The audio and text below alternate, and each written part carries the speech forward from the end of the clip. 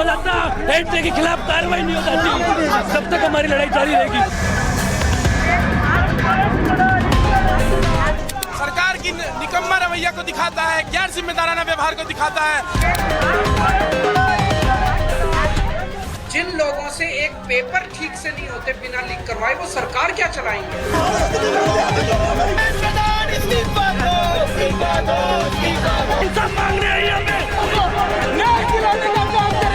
Paper leak हो जाना बहुत ही दुर्भाग्यपूर्ण बात है। अगर बार बार मेरे नाक के नीचे बार बार लीक हो रहा है, मैं कंट्रोल नहीं कर पा रहा हूँ, मैं छोड़ के चला जाता हूँ।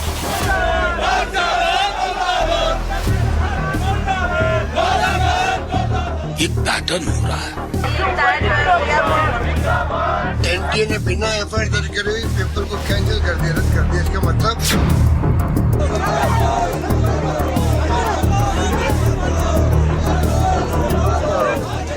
भारतीय जनता पार्टी का पेपर लीक होने का चोली दामन का साथ है।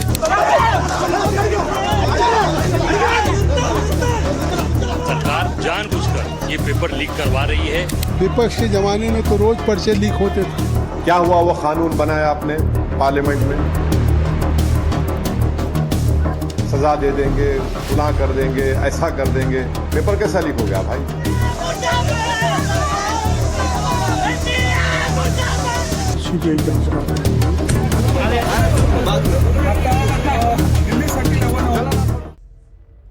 नमस्कार, एनडीटीवी की कचहरी में मैं मीनाक्षी कंडवाल आज नीट स्टूडेंट्स का केस आपके सामने रखूंगी। और आज आपसे मेरी रिक्वेस्ट है कि सारे काम छोड़कर अगले 5 मिनट आप मेरी जिरह को बड़े ध्यान से सुनिए, बहुत ध्यान से सुनिए, क्योंकि 3 मई को हुआ नीट का एग्जाम पेपर लीक हुआ और आज वो पेपर रद्द कर दिया गया, यानी परीक्षा दोबारा होगी।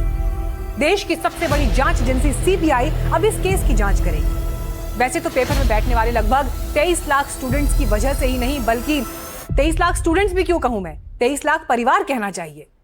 हाँ, तो सिर्फ इन 23 लाख परिवारों की वजह से ही अगले 5 मिनट नहीं मांग रही मैं आपके। ध्यान से देखिए ये खबर, इसलिए भी क्योंकि आपसे जुड़ी हुई है। और सोचिए कि जब इस देश में डॉक्टर्स ही नकल से बनेंगे तो इस देश की सेहत का क्या होगा। और इसीलिए मैं आपके 5 मिनट मांग रही हूं कि बड़े ध्यान से देखिए, क्योंकि ये मामला सिर्फ किसी अक्षिता का नहीं है जिसके कमरे की लाइट पिछले 3 महीने से बंद नहीं थी क्योंकि उसे नीट क्वालिफाई करना था। ये किसी सेंथिल की कहानी भी हो सकती है जिसने अपना होम टाउन छोड़कर उस शहर में रहकर पढ़ाई की जहां का पानी उसे रास नहीं आया। तबीयत खराब हो गई, पर पिता के पसीने की कमाई के आगे उसने अपनी बीमारी छिपाए रखी। शायद कोई सुमन भी रही होगी जिसके पिता ने वो एफडी तोड़ दी जो उनके बुढ़ापे का सहारा थी। और सुजाता की मां, सिंगल मदर, अपनी आखिरी निशानी पुश्तैनी जमीन गिरवी रख दी ताकि बेटी डॉक्टर बन सके। लेकिन आज इन सब का त्याग कचरे के डिब्बे में है, क्योंकि दिल्ली के एसी कमरों में बैठे अधिकारियों को लगा कि सब ठीक है, किसे फर्क पड़ता है, जो चलता है सब चलता है। जबकि 23 लाख परिवारों का भविष्य अधर में अटक गया है नीट का पेपर लीक होने की वजह से। पढ़ाई करो पूरा साल भर और ऐसे मेहनत चली जाती तो बहुत दिल दुखता है। बार बार ये नीट का पेपर लीक होते जा रहा है, हमारी मेहनत पे पानी फिर रहा है। गलती तो इसमें एनटी की है। पेपर लीक होता है क्योंकि ऑफलाइन पेपर बनता है। सोच भी नहीं सकते कि उस पे क्या बीत रही होगी जिसके घर वाले बोल दिए होंगे कि इसके बाद तुम्हें नहीं करना है। इन आंसुओं का मोल तो वही जान सकता है जिसे पता हो कि 720 नंबर में से 600 नंबर का पेपर अगर व्हाट्सएप पर 1-1 लाख रुपए की बोली में बिक जाए तो अपनी मेहनत से लाए हुए 650 नंबर पर भी आप हारा हुआ महसूस करेंगे। यह हुआ है नीट में अपीयर हुए अभ्यर्थियों के साथ। प्राइवेट माफिया व्हाट्सएप ग्रुप का ये चैट देखिए। नीट पेपर का पासवर्ड दिया जा रहा है इसमें। पीडीएफ फाइल है, मतलब ये तब खुलेगी जब आप इसमें पासवर्ड डालेंगे और व्हाट्सएप पर ही फॉरवर्ड की गई है। अगला मैसेज देखिए। पेपर बेचने वाला लिख रहा है कि जो पेपर दिया है वही आएगा। और अब जरा पॉइंट नंबर 4 की ये डील देखिए। शायद जो फ्लैट्स बेचते हैं, जमीनें बेचते हैं, प्रॉपर्टी बेचते हैं ना आज की तारीख में, वो भी इतने प्रोफेशनल मैसेजेस नहीं लिख पाएंगे। फिक्स्ड प्राइस 1 लाख रुपए, लोकेशन दिल्ली नोएडा सेक्टर 5, और पैसे पे करने का भी अरेंजमेंट है। पेमेंट प्लान 30% एग्जाम से पहले, 30% एग्जाम के बाद और बाकी रिजल्ट के बाद। बताया जा रहा है कि सारा पैसा हम एक साथ नहीं लेते, माफियाओं का भी एक प्रोफेशनलिज्म, रेलवे और आर्मी से जुड़े पेपर नहीं बेचते, ये नैतिकता है उनकी। तो इन व्हाट्सएप चैट्स ने पेपर लीक कराने वाले माफिया की सेटिंग कितने बेखौफ होकर ये काम कर रहे हैं और कैसे दिलदार बैठे हैं नीट का पेपर खरीदने वाले, और पेपर लीक कराना कैसे इनके बाएं हाथ का खेल है, ये पूरे देश को पता चल गया है आज इन चैट्स के जरिए। नीट का पेपर क्वेश्चन बैंक के जरिए लीक किया गया। इसमें फिजिक्स, केमिस्ट्री, बायोलॉजी के 300 से ज्यादा सवाल थे और सभी हाथ से लिखे गए थे। इनकी हैंडराइटिंग भी एक थी। जांच एजेंसी पता लगा रही कि आखिर ये पेपर लीक कहां से हुआ। हालांकि खुलासा राजस्थान के सीकर से हुआ। इस मामले में कुछ लोग पकड़े भी गए, लेकिन मेजर ब्रेक थ्रू तो यही माना जाएगा कि छोटी मछलियां नहीं, बड़ी मछलियां पकड़ी जाए। एनटीए, नेशनल टेस्टिंग एजेंसी, जिसकी जिम्मेदारी है इन परीक्षाओं को पारदर्शी और तय मानकों के हिसाब से कराना, उसने देश के सबसे बड़े एग्जाम्स में से एक नीट परीक्षा को नकल माफिया के कदमों पर रख दिया है। और सिर्फ नीट की बात नहीं है, भारत में पेपर लीक कितनी आम बात हो गई है ये तो आंकड़े बता रहे हैं, अलग अलग रिपोर्ट्स बता रही हैं। पिछले 7 साल में 15 राज्यों में भर्ती और बोर्ड परीक्षाओं समेत परीक्षा लीक के 70 से ज्यादा मामले सामने आए हैं। इन पेपर लीक ने लगभग 1.5 करोड़ से ज्यादा छात्रों का, आवेदकों का भविष्य अंधेरे में डाल दिया है। और हाल ये है कि पेपर लीक और नकल माफिया को काबू करेंगे, ये हमारे चुनावों में राजनीतिक दलों के घोषणा पत्र तक में एक वादे के रूप में शामिल किया जा रहा है ताकि यूथ वोटर उनके पक्ष में वोट करें। लेकिन इसके बावजूद पेपर लीक एक सच है। 2024 में भी नीट यूजी में पेपर लीक के आरोप लगे। सबूतों के अभाव में कोर्ट ने पेपर लीक तो नहीं माना, लेकिन जो केस चला उसके बाद एनटीए ने 1563 कैंडिडेट्स के लिए दोबारा एंट्रेंस टेस्ट कराया, जिन्हें पहले से तय एग्जाम के दौरान टाइम लॉस हुआ था और उन्हें कंपनसेटरी मार्क्स दिए गए थे, जिसका जिक्र आज मेरी एक डिबेट में आए शिकायतकर्ता ने भी किया और बताया कि कैसे 75 लाख का चेक लेकर घूम रहे हैं लोग पेपर खरीदने के लिए। आपकी नजर में सबसे ज्यादा जिम्मेदार यहाँ पर कौन है और क्या प्रोसीजर आगे होना चाहिए ताकि ऐसी घटनाएं फिर आगे ना घटें कभी? आप ये समझिए इनका सिस्टम क्या है।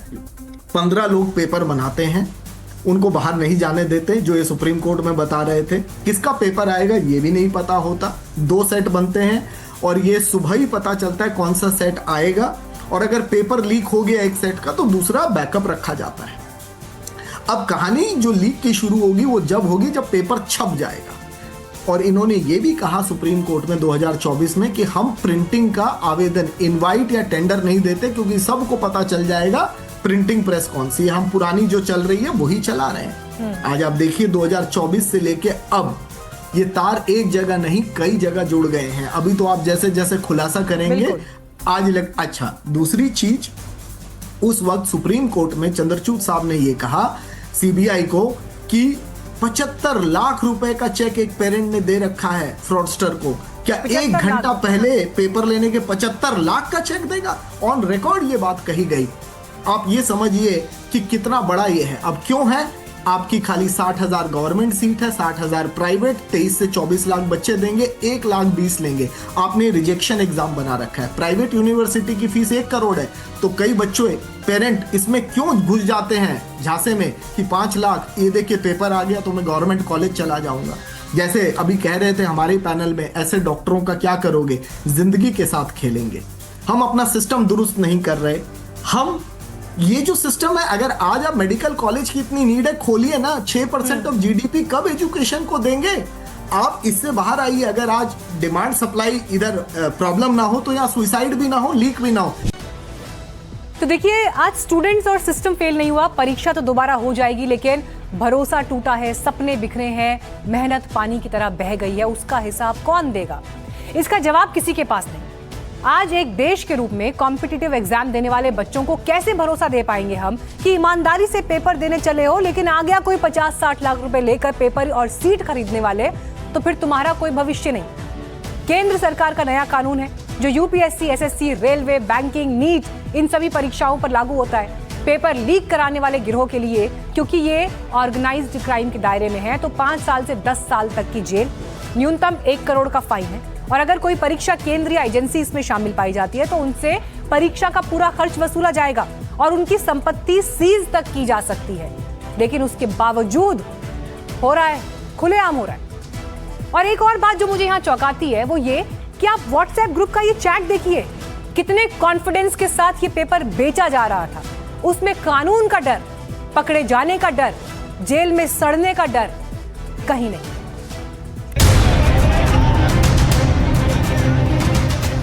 ये जैन जी है, ये अपने भविष्य के साथ में जो खिलवाड़ होने नहीं देगा।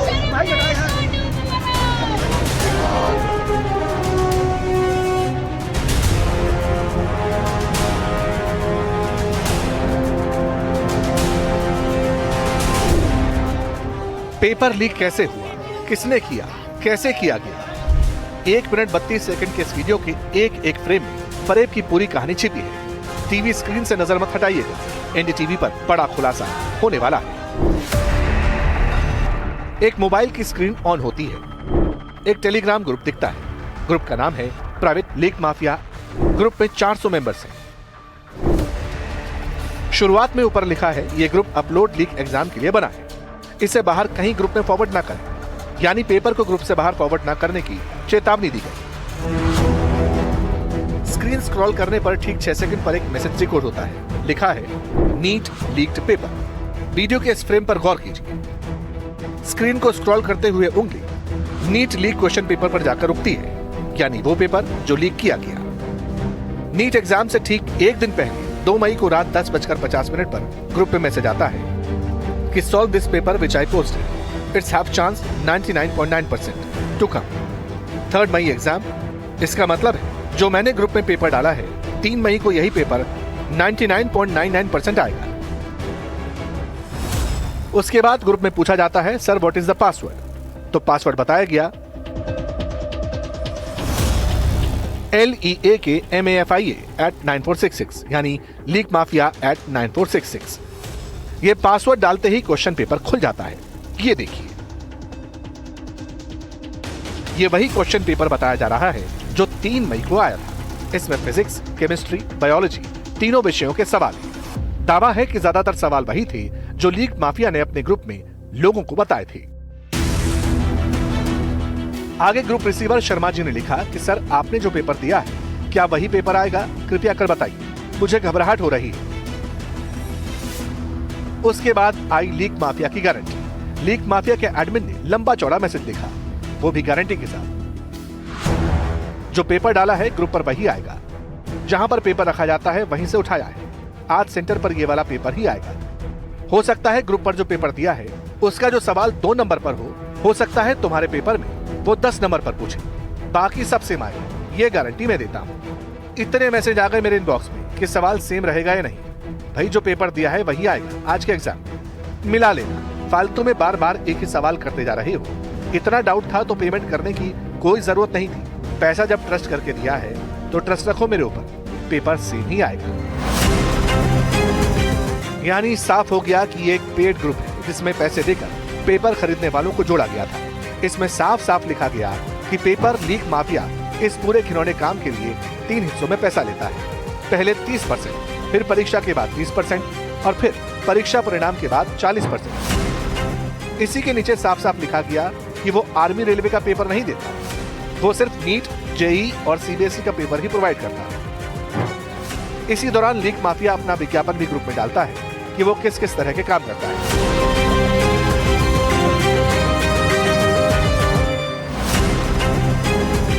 और कैसे असल में पढ़ने लिखने वालों के भविष्य से खिलवाड़ कर पैसों के लिए उन छात्रों को पेपर मुहैया करा देता है जो पास होने के लायक ही नहीं होते।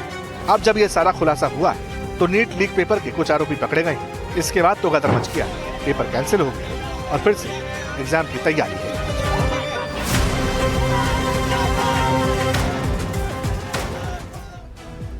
डॉक्टर बनने के लिए national eligibility cum entrance test यानी नीट जो है पास करना पड़ता है।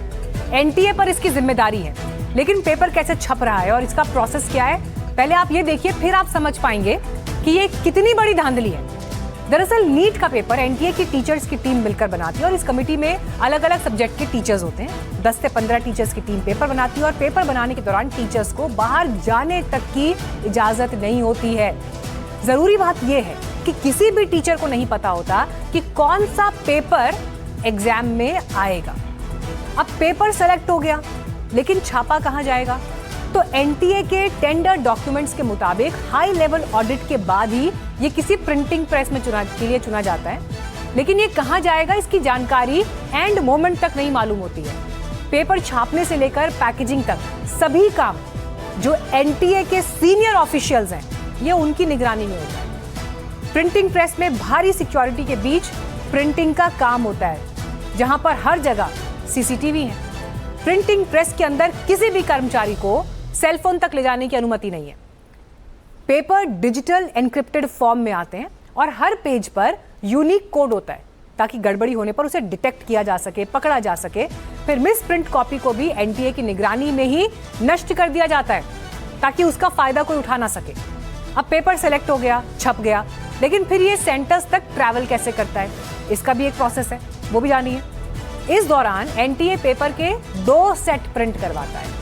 एक सेट ही एग्जाम में उपयोग होता है और दूसरा सेट रखा जाता है रिजर्व में, ताकि लीक जैसी या किसी भी तरह की कोई अनहोनी हो जाए, इस तरह की सिचुएशन का आभास तक अगर हो तो फिर जो दूसरा सेट है उसे प्रयोग किया जाएगा। पेपर छापने के बाद जीपीएस लॉक ट्रक में सील होता है, जिन्हें सशस्त्र सुरक्षा और कड़ी निगरानी के बीच विशेष ट्रकों के जरिए जिन जिन शहरों में जाना है बैंकों तक पहुंचाया जाता है। परीक्षा के दिन तय समय पर बैंक से ये ट्रक निकाले जाते हैं और एनटीए के ऑब्जर्वर और स्थानीय पुलिस की मौजूदगी में उन्हें सीधे एग्जाम सेंटर्स तक पहुंचाया जाता है। ट्रंक के डिजिटल लॉक एक स्पेसिफिक टाइम पर ही खुलते हैं, जिसकी कमांड या ओटीपी या कमांड सीधे कंट्रोल रूम से मैनेज होते हैं। हम एक बार फिर आपको बता रहे हैं कि भारत में मेडिकल और डेंटल कोर्सेज में दाखिले के लिए होने वाली राष्ट्रीय परीक्षा का नाम नीट है और इसकी शुरुआत 2013 में हुई थी और इसी परीक्षा के माध्यम से देश के सभी सरकारी और निजी मेडिकल कॉलेजेस में एमबीबीएस, बीडीएस, आयुष और नर्सिंग जैसे कोर्सेज में एडमिशन मिलता है। देश में अभी 1 लाख से ज्यादा एमबीबीएस और 27,000 से ज्यादा बीडीएस सीटें हैं, लेकिन चिंता की बात यह है कि नीट पर लीक के दाग जिस तरह से लगते जा रहे हैं, नीट का सिस्टम कब नीट होगा, ये सवाल बना हुआ है। पेपर लीक का सिलसिला तत्काल प्रभाव से खत्म हो जाना चाहिए। यह दुर्भाग्य है कि हम इस स्टेज पर हैं। यह हमारे देश के बच्चों के लिए, हमारे देश के बच्चों के अभिभावकों के लिए, पूरे इकोसिस्टम के लिए, हमारे तंत्र में मुझे पता है 2 लाख से ज्यादा लोग पूरे एग्जाम में जुड़े थे। यह किसी के लिए श्रेयस्कर नहीं है। हम इस बात की जिम्मेदारी लेते हैं कि जो हुआ गलत हुआ, हम उसको कैंसिल कर रहे हैं, दोबारा कराने की ले रहे हैं, इस एश्योरेंस के साथ ले रहे हैं। जब मैंने पिछले महीने अप्रैल में भी बात की, प्रेस रिलीज दिया था, हमने यही कहा था 0 टॉलरेंस है। परंतु उसके बाद अगर कोई अनियमितता होती है तो हमारा ये काम नहीं है कि हम उसको रफा दफा करें, हम उसको एक्सेप्ट करेंगे, हम परीक्षा कैंसिल करेंगे, ताकि ऐसे तत्व जो इस पूरी प्रक्रिया की पारदर्शिता को और पूरी प्रक्रिया के जो इंटीग्रिटी को वायलेट करते हैं वो सफल ना हो पाए। तो अगर हम कुछ भी कैंसिल करने और री एग्जाम करने से कम करते हैं तो ये उनको बढ़ावा होगा। तो एनटीए के अधिकारी कहते हैं 7 से 10 दिन में दोबारा परीक्षा होगी, हम पूरी रिस्पॉन्सिबिलिटी लेते हैं, लेकिन जांच के फंदे में जब भविष्य फंसता है ना, तो उम्मीदों का दम घुटने लगता है। सिस्टम फिर उसी पुराने ढर्रे पर आकर सिमट जाता है। जांच के दावे होते हैं, गुनहगारों पर कचहरी लगेगी, अपील होंगी, वकील होंगे, दलील होंगी, सब होगा, लेकिन उस उम्मीद का क्या जिसे सिस्टम के लीक ने बेरहमी से कुचल दिया है। और इसीलिए जरूरी सवाल है, क्या कसूर था उन 23 लाख छात्रों का? क्या उनका कसूर सिर्फ इतना था कि उन्होंने इस देश में डॉक्टर बनने का सपना देख लिया? एक बच्चा जब नीट की तैयारी शुरू करता है तो वो सिर्फ किताब नहीं उठाता, वो अपने पूरे परिवार की उम्मीदों का बोझ अपने कंधों पर उठाता है। नीट की ये पढ़ाई, ये कोई सिंपल परीक्षा नहीं है, सिंपल एग्जाम नहीं है, ये एक तपस्या है। लेकिन जब पता चलता है कि ये तपस्या लीक की मंडी में बिक चुकी है, तो सोचिए उस 18 साल के बच्चे के दिल पर क्या गुजरी होगी। और क्यों मैं इसे तपस्या की संज्ञा दे रही हूं, इसके लिए मैं आपको कुछ आंकड़े दिखाऊंगा। पेपर लीक होने से बच्चों की मनोदिशा पर कितना असर पड़ता है और क्यों बच्चों को लीक प्रूफ एग्जाम की गारंटी आज मिलनी ही चाहिए, ये आपको समझ में आएगा। औसतन एक नीट एस्पिरेंट दिन में मालूम है आपको कितने घंटे पढ़ता है? 12 से 14 घंटे। ये टाइम है एवरेज टाइम पढ़ाई का। एनसीईआरटी की एक एक लाइन ये बच्चे हजारों बार रटते हैं ताकि एग्जाम के दिन फेल ना हो जाएं। 2 साल तक ये बच्चे अपनी नींद सैक्रिफाइस करते हैं, किसी शादी में नहीं जाते, किसी फंक्शन में नहीं जाते, त्योहार नहीं मनाते, फैमिली की गेट टुगेदर्स में नहीं जाते। क्यों? क्योंकि इनका सपना है डॉक्टर बनना और उसके लिए मेहनत कर रहे हैं। 2 साल तक मानसिक दबाव झेलते हैं क्योंकि हर हफ्ते मॉक टेस्ट, गिरते बढ़ते स्कोर की फिक्र, ये सब कुछ इनको एम्स पहुंचने की जद्दोजहद और सपने तक इनके सामने रहती है। लेकिन जब आप और हम सो रहे होते हैं उस समय भी कोई रात के 3 बजे बैठकर शायद या तो फिजिक्स के न्यूमेरिकल सुलझा रहा होता है या फिर मेहनत इस तरह से कर रहा है कि अपने कलीग से पूछ रहा है कि ये सवाल कैसे सॉल्व होगा। लेकिन आप सोचिए इस मेहनत का फल क्या मिला? एक टेलीग्राम लिंक, एक बिका हुआ प्रश्न पत्र, एक पेपर लीक वाला सिस्टम। नीट परीक्षा में बच्चों की इस मेहनत का कोई मोल नहीं। लेकिन एक माता पिता अपने बच्चे को डॉक्टर बनाने के लिए कैसे अपना पेट काटकर, पाई पाई बचाकर कोचिंग दिलाते हैं, इस अर्थशास्त्र की एक फाइल मैं कचहरी में अब आपके सामने रख रही हूँ। और ये आज आपको जरूर देखनी चाहिए क्योंकि फिर आप समझ पाएंगे कि क्यों ये बच्चे इस वक्त निराशा अपनी आंखों में लिए घूम रहे हैं। एक मध्यम वर्गीय परिवार अपने बच्चों की नीट कोचिंग, रहने खाने के खर्च, ओवरऑल एक्सपेंस 2 साल में 3 से 5 लाख रुपए तक खर्च करता है। और ये मैं मैक्सिमम एंड पे बात नहीं कर रही हूँ, मिनिमम की बात कर रही हूँ। अगर हम सिर्फ 23 लाख छात्रों का भी ना एवरेज 3 लाख पकड़ लें तो ये आंकड़ा कितना बनता है? 23 लाख छात्रों के हिसाब से 69,000 करोड़ रुपए, 69,000 करोड़ रुपीस। सही सुना आप जानते हैं इस रकम से क्या हो सकता है? इतने में इस देश के हर जिले में एक अत्याधुनिक मेडिकल कॉलेज और एक हॉस्पिटल खड़ा किया जा सकता है। लेकिन ये सारा पैसा कहां चला गया? कोचिंग माफिया की जेब में और उन भ्रष्ट अधिकारियों की तिजोरियों में जो पेपर बेच रहे हैं या ये पेपर बिक जाएं, लीक हो जाएं, इसके लिए अलग तरह का सिस्टम तैयार कर रहे हैं। अब जब पेपर लीक होने से छात्रों के अरमानों का जुलूस निकला है तो गुस्सा आना तो लाजमी है। जब विश्वास टूटता है, दर्द का समंदर उमड़ता है तो ये तस्वीरें आपको दिखाई देंगी प्रोटेस्ट के रूप में। कचहरी में बच्चों के इसी दर्द की अब पेशी कराते हैं। इसके खिलाफ हमारा प्रोटेस्ट तब तक करेंगे जब तक ये एनटीए सुधर नहीं जाता, उसमें रिफॉर्म नहीं होता। बड़े-बड़े कोचिंग सेंटर्स का अपना अंदर सेटिंग होता है इन बड़े-बड़े इंस्टीट्यूशंस में, तो पेपर पहले लीक वहां से हो जाते हैं। अप्रोक्स 600 मार्क्स के क्वेश्चंस बच्चों को पहले से ही पता थे और उनसे इजीली वो अगर उनको पढ़ ले तो इजीली कोई मेडिकल कॉलेज उनको मिल जाएगा। तो जो पढ़ने वाले बच्चे हैं वो कहाँ जाएं? 2024 में भी हुआ था, वो कैंसिल कुछ नहीं कराते, वो बोलते हैं कुछ नहीं कराते, साफ सीधी बात ये है कुछ नहीं कराते। तो बिना हार्डवर्क के उनको मिल जा रहा है और हम लोगों की मेहनत तो ऐसे ही चली गई। फिर बहुत से गरीब बच्चे हैं, वो मतलब ये जो जिनके माता पिता हैं वो कमा के देते हैं, वो उनकी मानसिक स्थिति खराब हो जाती है पूरी तरह से। तो उसके ऊपर अपने को एक तो कोई लीगल एक्शन लेना ही चाहिए। कई सेंटर पे गए थे तो वहाँ पे सिक्योरिटी नहीं थी, वहाँ पे लोग ऐसे घूम रहे थे बाइक लेके जैसे वो कुछ कराना चाह रहे हो।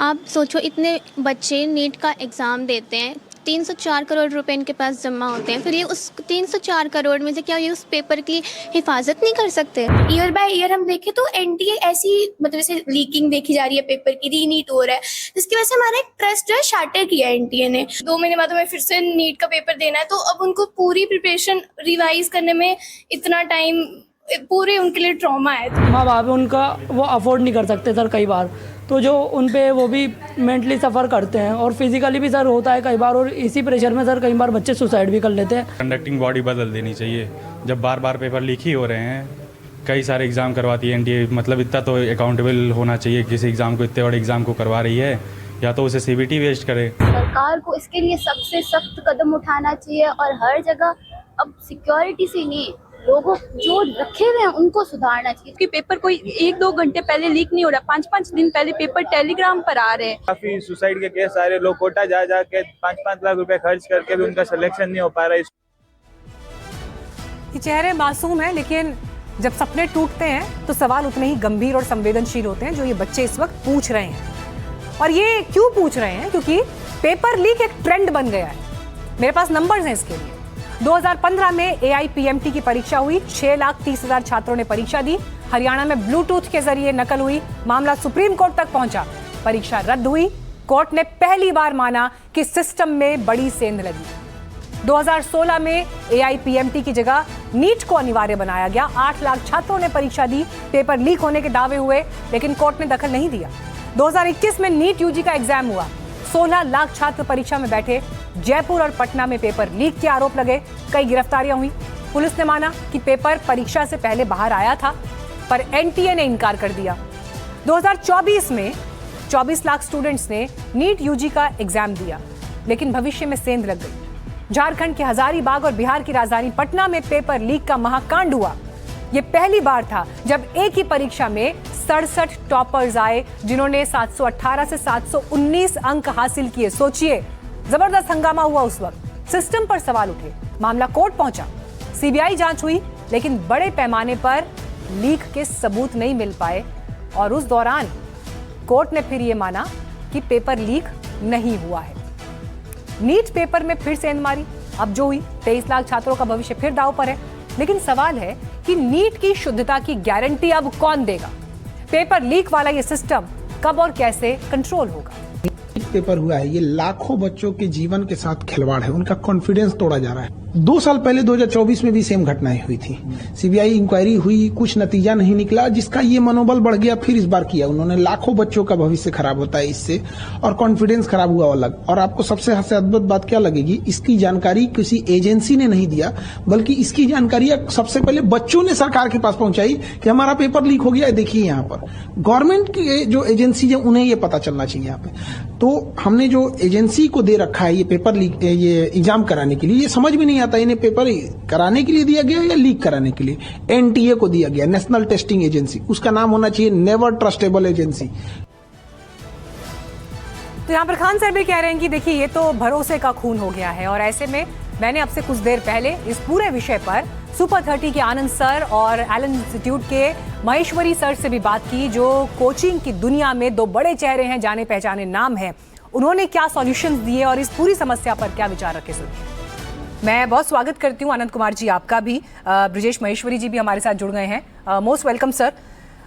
हालांकि सर ये अवसर तो एक ऐसा है जिसमें हम स्टूडेंट्स की परेशानियों का और क्या सहा है उन्होंने बीते इस पर्टिकुलर एक हफ्ते में, उस पर बात कर रहे हैं। लेकिन आनंद जी, आज जब बार बार ये सवाल पूछा जा रहा है कि क्या ये जो चलता है एटीट्यूड कि हाँ पेपर लीक हो जाता है, चुनावी घोषणा पत्रों तक में सर पेपर लीक पर लगाम लगाएंगे, नकल माफिया पर लगाम लगाएंगे, ये लिखकर वादे कर रहे हैं नेता और राजनीतिक दल, क्यों नहीं रुक पा रहा उसके बावजूद पेपर लीक? दरअसल में क्या है, कहीं ना कहीं इसके पीछे बहुत बड़ा गैंग काम कर रहा है। बच्चों में भी शॉर्टकट के लिए प्रेरणा दे रहा है लोग। कोचिंग माफिया लोग कई है, वो लास्ट में गेस्ट क्लासेस पढ़ा रहे हैं, कई अंतिम में क्रैश कोर्स चला रहे हैं। बच्चा डिटेल पढ़ने से कतरा रहा है, माता पिता भी पैसा देने के लिए तैयार है, सरकार का NTA जो व्यवस्था वो भी कमजोर हो चुकी है। तो कई कारण ऐसे हैं जिनको मिला के ये अंजाम दिया जा रहा है। मुझे ये बात समझाइए सर, मैं अभी कुछ रिसर्च कर रही थी और उसमें मैंने देखा कि एग्जाम पेपर कैसे सेट होता है, वहां से लेकर जो पूरी तैयारी रहती है, सारे एक ही टीचर्स नहीं है जो पेपर सेट कर रहे हैं और किसी को भी फुल फ्लेज पूरे पेपर की जानकारी नहीं है। आप जिस लोकेशन पर बैठ के पेपर तैयार कर रहे हैं, वहां से बाहर जाने की, मोबाइल फोन्स ले जाने की, डिवाइसेस की, तो ये सारे प्रिकॉशंस आमतौर पर पेपर तैयार करने के दौरान रहते हैं। लेकिन उसके बावजूद हम देख रहे हैं कि प्रिंटिंग प्रेस नासिक, जहां पर पेपर प्रिंट होना है, वहां से पेपर लीक हो गया। देखिए, ये एग्जाम बहुत सेंसिटिव है, बहुत बड़ा वॉल्यूम इसमें बैठता है। मेडिकल प्रोफेशन का एक ही अकेला एग्जाम है। एम्स हो कि कोई प्राइवेट मेडिकल कॉलेज हो, कोई GMC, सबके लिए ये एग्जाम है। और जहां इस एग्जाम की बात करते हैं, इसमें नंबर अटेम्प्ट्स की कोई लिमिटेशन नहीं है। बच्चे साल पे साल लगा रहे हैं, 7 अटेम्प्ट, 8 अटेम्प्ट, 5 अटेम्प्ट्स चल रहे हैं। और फाइनली का एग्जाम दिया और मालूम पड़ा उसके अंदर 2-3 दिन तक तो अच्छा लगा, बाद में एग्जाम लगा के पेपर लीक हो गया। जो भी बातें हैं, मैं इसमें इतना सा बोलूंगा, मुझे लगता है NTA पे लोड ज्यादा है, या तो ये बात है, या NTA को इस मोड को चेंज करना चाहिए। 2 बातें हो सकती हैं। ज्यादा अच्छा है मोड चेंज करने की बात करें, क्योंकि NTA एग्जाम तो JEE मेंस भी कंडक्ट करता है, आपको मालूम है, उसमें 2 राउंड होते हैं। लेकिन पैटर्न कौन सा होता है? CBT pattern. एक CUT एग्जाम कंडक्ट करता है, वो भी बड़ा वॉल्यूम बैठता है। लेकिन सबसे सेंसिटिव एग्जाम जहाँ डॉक्टर बनने की बात है, जहाँ लोगों की बाद में जिंदगी बचानी, वहां तो बहुत ध्यान रखना गलत आदमी ना चला जाए। वहां तो बहुत ढंग से टेस्टिंग होनी चाहिए। हम यहाँ बच्चों की तो पूरी टेस्टिंग कर रहे हैं, हर तरह से उनका बिल्कुल बायोमेट्रिक वो ले रहे हैं, उनका फोटो चेक कर रहे हैं, उनके और तरह के दस्तावेज चेक कर रहे हैं। लेकिन एनटीए को केवल जांच करने में उन्होंने बहुत अच्छे तरह से कोशिश करी, इस बार कोई डाउट नहीं। लेकिन फिर भी जब तक ये पेपर पेन मोड है, जिसमें 2 लाख लोग इन्वॉल्व हैं, जिसमें 5000 सेंटर हैं, जिसे 535 सेंटर के सिटीज में एग्जाम हो रहा है, तो वहां पर किस किस पर कैसे विश्वास करें। आपने एनटीए का जिक्र किया सर, इसमें एनटीए कहाँ फेल हुआ मुझे बताइए।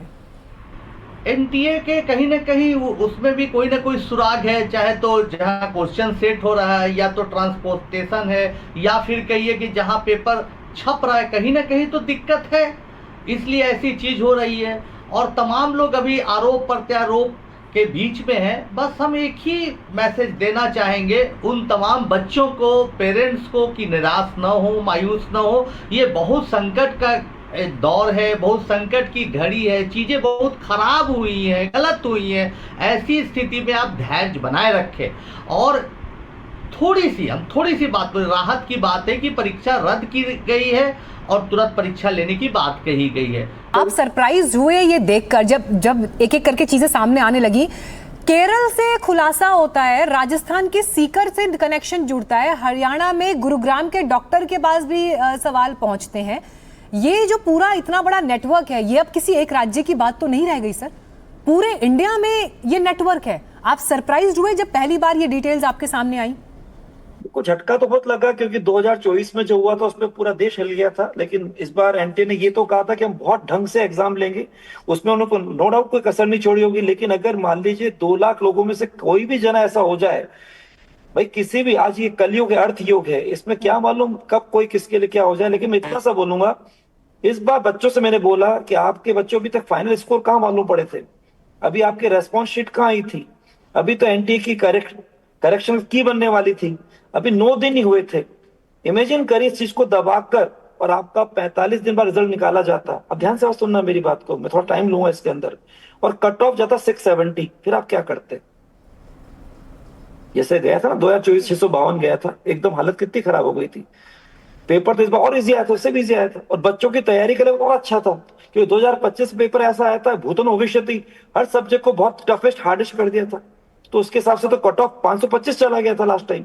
तो बच्चा, सिस्टम, कोई भी पढ़ाने वाला हो, पढ़ने वाला हो, कोई भी मोड हो, ऑनलाइन हो, ऑफलाइन हो, सब लोगों ने पढ़ाई को अपग्रेड कर दिया था। हर सब्जेक्ट का बच्चा तैयार था, कुछ भी पढ़ाओ हम तैयार है, ये कुछ भी आ सकता है।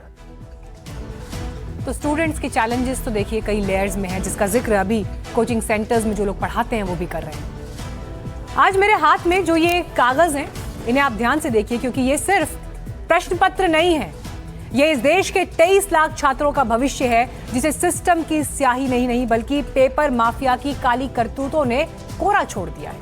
हम अक्सर सवाल पूछते हैं कि पेपर लीक प्रूफ कब होगा, ट्रांसपेरेंसी कैसे आएगी, लेकिन कड़वा सच ये है कि पेपर माफिया का मनोबल तब तक नहीं टूटता जब तक सिस्टम के भीतर बैठे सफेद पोश का हाथ उनके सर पर होता है। जब पहरेदार सोता है तभी तो सेंधमार जागता है, और जब सिस्टम सोता है तब इस देश का भविष्य सड़क पर रोता है। समाधान फिर क्या है?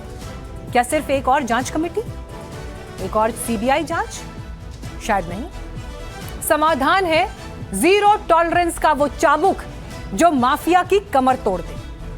पेपर लीक के नासूर को खत्म करने के लिए पहला कदम यह हो सकता है कि परीक्षा के पूरे ढांचे को एंड टू एंड एन्क्रिप्शन और डिजिटल सुरक्षा के ऐसे घेरे में लाने होगा जहां इंसान का न्यूनतम दखल हो। दूसरा कदम, उन केंद्रों और अधिकारियों की संपत्ति कुर्क होनी ही चाहिए जहां से पेपर लीक का एक भी सुराग मिले। तीसरा अहम कदम, फास्ट ट्रैक कोर्ट में सुनवाई हो ताकि फैसला आने में बरसों ना लगे। यूपीएससी की सिविल सर्विसेज परीक्षा की तरफ आप देख सकते हैं, क्योंकि यूपीएससी की सिविल सर्विसेज की परीक्षा वाला पेपर कभी लीक नहीं हुआ। इसीलिए सिस्टम को जागना होगा, क्योंकि अब और अंधकार की तलवार इन बच्चों के सिर पर लटकने नहीं दी जा सकती। मेहनत का पसीना इस तरह पानी में नहीं बहना चाहिए। अगर आज हम नहीं जागे, अगर आज हमने इस नासूर को जड़ से साफ नहीं किया, तो यकीन मानिए हम एक डॉक्टर नहीं बल्कि एक हताश पीढ़ी पैदा करेंगे। इसी नोट पर इस खबर में मैं लेती हूं विराम। लेकिन दुनिया की सबसे बड़ी अदालत में एक और फाइल खुली है जिसमें स्याही नहीं बारूद भरा है। कटघरे में खड़ा है ईरान और उस पर आरोप लगा रहा है अमेरिका। लेकिन आज मामला सिर्फ जमीन या सरहद का नहीं, मुद्दा है परमाणु बम। पिछले 24 घंटे की ईरान और अमेरिका की जुबानी जंग का सिस्टम अब न्यूक्लियर बैटलफील्ड जैसा दिखने लगा है। ईरान के सांसद इब्राहिम रजाई ने अपनी दलील में साफ कर दिया, अगर उनके मुल्क के वजूद पर आंच आई तो वो 90% यूरेनियम संवर्धन की मिसाइल दाग देंगे। कानून की भाषा में कहें तो ये सीधे सीधे परमाणु हमले की धमकी है।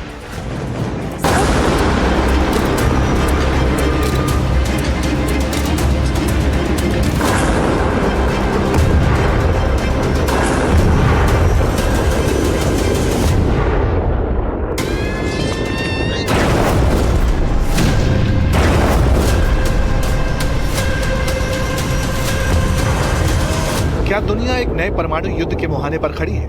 ईरान के एक ताजा बयान ने व्हाइट हाउस से लेकर तेल अवीव तक हड़कंप मचा दिया है।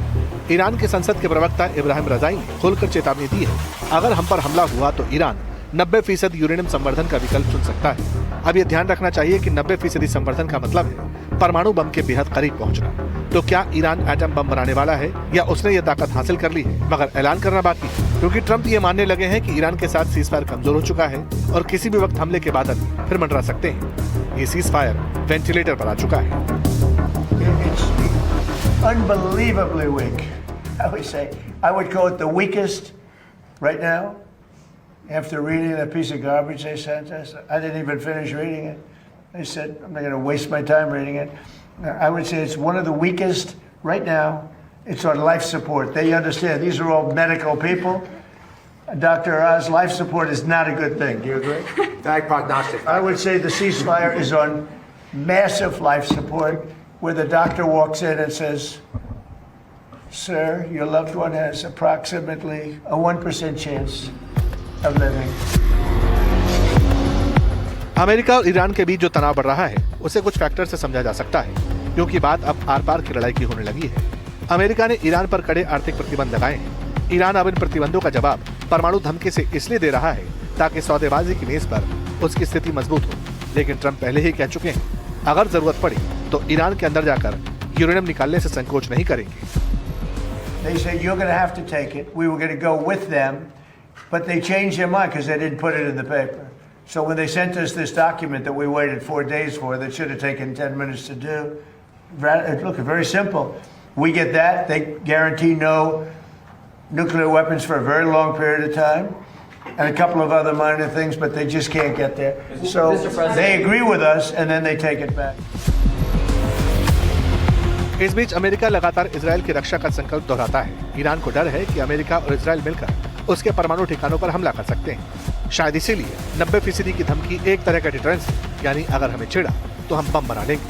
वहीं ट्रंप प्रशासन ने हमेशा कहा है कि वो ईरान को परमाणु शक्ति नहीं बनने देंगे, और ईरान का यह बयान अमेरिका की उसी रेड लाइन को सीधी चुनौती है। कहा तो ये भी गया कि ईरान अब ना तो हॉर्मुज पर झुकेगा न परमाणु पर। जब भी आवश्यक होगा हम लड़ेंगे, और जब भी हमें उचित लगेगा हम ईरानी जनता के हितों को आगे बढ़ाने के लिए कूटनीति का सहारा लेंगे। हमें इस बात की परवाह नहीं है कि दूसरे खुश हैं या नहीं। कूटनीतिक प्रतिक्रियाओं के अपने नियम होते हैं। कूटनीतिक प्रक्रिया में शामिल पक्षों को अपने राष्ट्रीय हितों के आधार पर निर्णय लेना चाहिए। ईरान ने अपने राष्ट्रीय हितों और अधिकारों की रक्षा करने में गंभीरता दिखाई है, साथ ही कूटनीतिक प्रतिक्रियाओं में सद्भावना और उचित तरीके से भाग लिया। हमने भी अभी तक ईरानी राष्ट्र के विरोध ऐसे अपराध करने वालों से हिसाब बराबर नहीं किया है। अगर हमारे सशस्त्र बलों को अवसर दिया जाता है तो वो इसका हर संभव तरीके से उपयोग करेंगे। अब ईरान का परमाणु बम बनाने वाला बयान महज एक धमकी है या फिर बम बनाने की तैयारी, ये तो वक्त बताएगा। लेकिन इतना साफ है कि पश्चिम एशिया की आग अब परमाणु धुएं में बदलने के कगार पर है, और अगर अमेरिका ने डिप्लोमेसी से काम नहीं लिया तो दुनिया को एक और न्यूक्लियर पावर का सामना करना पड़ सकता है। बात पाकिस्तान की। कल तक खुद को अमेरिका और ईरान के बीच शांति दूत साबित करने की नाकाम कोशिश पाकिस्तान कर रहा था। जो जनरल आसिम मुनीर ट्रंप के मैसेंजर बनकर महायुद्ध की आग बुझाने का ढिंडोरा पीट रहे थे, आज उसी पाकिस्तान के चेहरे से निकाब उतर चुका है। पाकिस्तान की गद्दारी की ऐसी खबर आई जिसने पेंटागन से लेकर व्हाइट हाउस तक खलबली मचा दी। दावा है कि पाकिस्तान ने गुपचुप तरीके से ईरान के मिलिट्री प्लेन RC-130 टोही विमान को अपने नूर खान एयरबेस पर पनाह दी। ठीक तब जब अमेरिका और ईरान के बीच विध्वंसक जंग छिड़ी थी, पाकिस्तान ने यह सब ईरान के जेट्स को बचाने के लिए किया। यानी एक तरफ अमेरिका से दोस्ती और दूसरी तरफ दगाबाजी। अब सवाल यह है कि पाकिस्तान आखिर खेल किसके साथ रहा है? क्या वो शांति दूत है या ईरान की ढाल बनकर अमेरिका की पीठ पर छुरा घोंप रहा है? I don't trust Pakistan as far as I can throw them. If they actually do have Iranian aircraft parked in Pakistan bases to protect Iranian military assets, that tells me we should be looking maybe for somebody else to mediate. No wonder this damn thing is going nowhere. चलिए इसी के साथ आज कचहरी में इतना ही, लेकिन खबरें लगातार आगे भी एनडीटीवी इंडिया पर जारी रहेंगी। मुझे दीजिए इजाजत।